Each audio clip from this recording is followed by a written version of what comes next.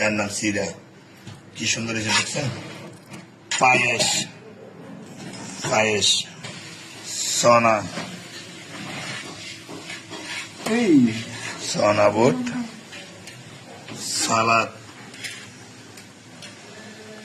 চিনি, ফ্রেশ পানি, মুড়ি। এটা আবার আমাদের সাতগাইয়া ভাষায় মুড়ি বলে, মুড়ি মুড়ি। আবার কেউ কেউ বলে যে হুরুম। আপনার দেশের ভাষায় কি বলে একটু কমেন্টে জানাবেন। আর এটার নাম কি আপনারা একটু বলবেন।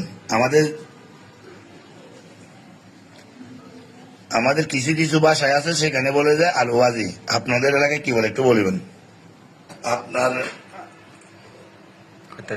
আপনার এলাকায় এগুলাকে কি বলে, কে কি বলে সেটা একটু মতামতটা জানাবেন।